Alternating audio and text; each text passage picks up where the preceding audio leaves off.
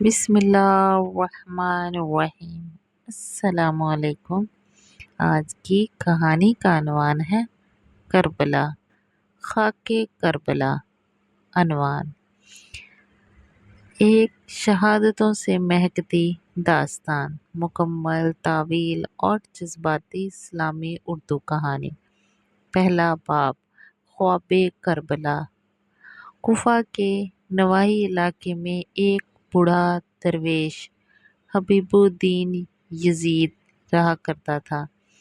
اس کی جھونپڑی چھوٹی سی تھی، مگر اس کے دل میں پوری امت کا درد سما گیا تھا۔ اس کی زبان پر ہر وقت قرآن کی تلاوت رہتی اور آنکھوں میں انتظار، ایک ایسی ہستی کا انتظار جو دنیا کو پھر سے عدل و انصاف کا گھر بنا دے۔ ایک رات حبیب کو خواب آیا۔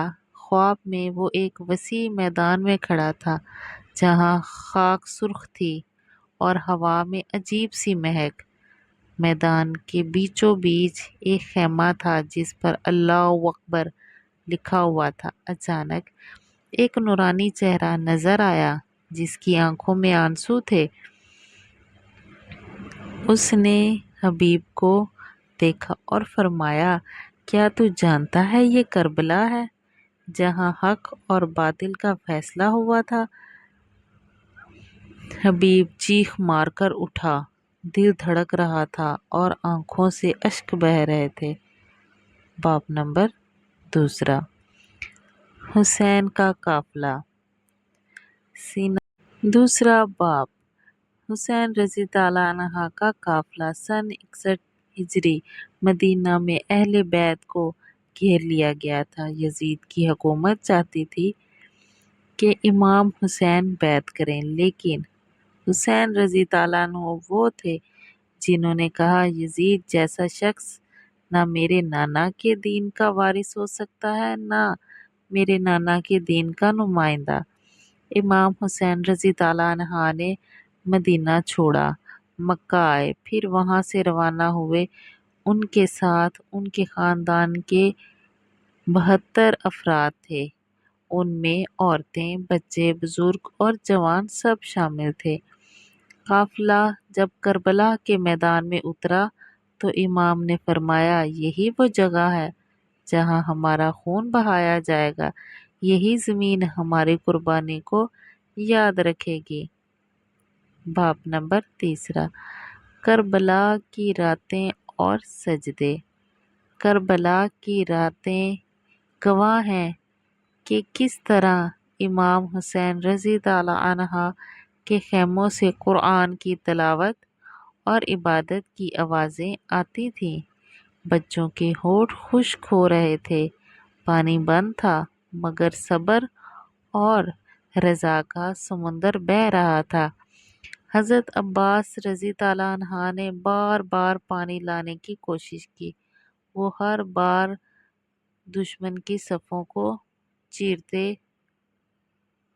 مشکیزہ بھر کر لاتے، مگر ایک دن ایسا آیا کہ دشمنوں نے ان کے بازو کاٹ دیے۔ حضرت عباس رضی اللہ عنہ زمین پر گرے۔ امام دوڑ کر پہنچے اور بھائی کو گود میں لیا۔ حضرت عباس رضی اللہ عنہ نے کہا، بھیا، اب میں شرمندہ ہوں کہ پانی نہ لا سکا۔ حضرت امام حسین رضی اللہ عنہ نے رو کر کہا، نہیں بھائی عباس رضی اللہ عنہ، تو وفا کی وہ مثال بن گیا ہے جو قیامت تک زندہ رہے گی۔ باب نمبر چوتھا: علی اکبر رضی اللہ عنہ کی شہادت۔ حضرت علی اکبر رضی اللہ عنہ حسین رضی اللہ عنہ کے جوان بیٹے، نانا رسول اللہ صلی اللہ علیہ وسلم کے ہم شکل تھے۔ جب وہ جنگ کی اجازت لینے آئے تو امام حسین کی آنکھوں سے آنسو نکل آئے۔ فرمایا، جاؤ، مگر میری طرف سے نانا کو سلام کہنا۔ علی اکبر رضی اللہ عنہ دشمنوں سے خوب لڑے، مگر آخرکار شہید ہوئے۔ حسین رضی اللہ عنہ دوڑ کر لاش پر پہنچے، آسمان کی طرف دیکھا اور کہا، اے میرے رب، تو گواہ رہنا، میں نے تیرے دین کے لیے جوان بیٹا قربان کیا ہے۔ 5واں باب، عاشور کی صبح۔ 10 محرم کی صبح امام حسین رضی اللہ عنہ نے اپنے ساتھیوں کو جمع کیا، فرمایا، تم سب جا سکتے ہو، یہ میرا ذاتی معاملہ ہے۔ دشمن مجھے چاہتا ہے، تمہیں نہیں۔ مگر کسی نے خیمہ نہ چھوڑا۔ سب نے کہا، یا حسین رضی اللہ عنہ، ہم آپ کے ساتھ جینا جانتے ہیں اور آپ کے ساتھ ہی مرنا چاہتے ہیں۔ ایک ایک کر کے سب شہید ہوتے گئے۔ قاسم رضی اللہ عنہ، اکبر رضی اللہ عنہ، عباس رضی اللہ عنہ، حبیب رضی اللہ عنہ، مسلم علیہ رضی اللہ عنہ کے بیٹے، سب نے جان دے دی۔ آخر میں صرف حضرت حسین رضی اللہ عنہ بچے۔ 6واں باب، حسین رضی اللہ عنہ کی آخری نماز۔ دوپہر کا وقت تھا۔ حسین رضی اللہ عنہ نے اللہ کے حضور آخری نماز ادا کی۔ دشمنوں کے تیر چل رہے تھے، مگر سجدے میں سر رکھ کر امام نے کہا، اے اللہ، میں تیرے دین کو بچانے آیا ہوں، میرے سجدے کو قبول فرما۔ پھر ایک ظالم نے امام کے گلے پر خنجر پھیر دیا اور نواسہ رسول صلی اللہ علیہ وآلہ وسلم جگر گوشہ فاطمہ رضی اللہ عنہا زمین کربلا پر شہید ہو گیا۔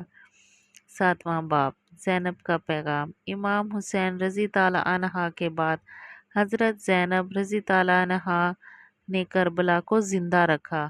یزید کے دربار میں جب وہ گئیں تو فرمایا، یزید، تو سمجھتا ہے کہ تو نے حسین رضی اللہ عنہ کو مار دیا؟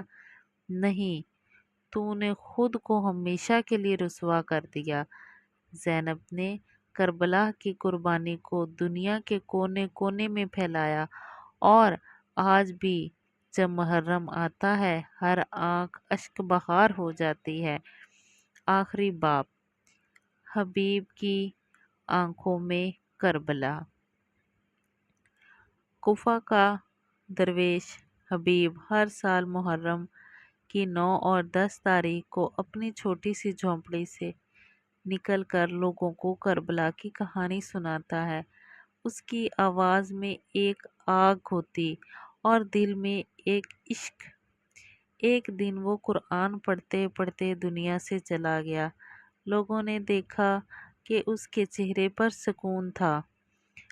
اس کے ہاتھوں میں قرآن کا وہ صفحہ کھلا تھا جہاں اللہ تعالیٰ نے فرمایا، وَلَا تَحْسَبَنَّ الَّذِينَ قَتَلُوا فِي سَبِيلِ اللَّهِ أَمْوَاتًا بَلْ أَحْيَاءٌ عِندَ رَبِّهِمْ يُرْزَقُونَ۔ سورۃ آل عمران کی آیت نمبر 169۔ اختتامیہ۔ کربلا زندہ ہے۔ کربلا صرف ایک واقعہ نہیں، یہ ایک انصاف زندگی ہے۔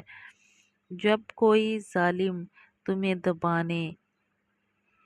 دبائے، حسین رضی اللہ عنہ کی یاد کرو۔ جب حق کے لیے قربانی دینی پڑے، عباس کی غیرت یاد کرو۔ جب دنیا خاموش ہو جائے، زینب کی اہلکار بن جاؤ۔ کربلا زندہ ہے۔ ہر دل میں، ہر سجدے میں، ہر آنسو میں کربلا زندہ ہے۔ اگر آپ کو میری یہ کہانی پسند آئی ہے تو میرے چینل کو لائک، شیئر اور سبسکرائب ضرور کیجیے گا تاکہ آپ کو اور ایسی اچھی اچھی کہانیاں سننے کو ملیں۔ اللہ حافظ۔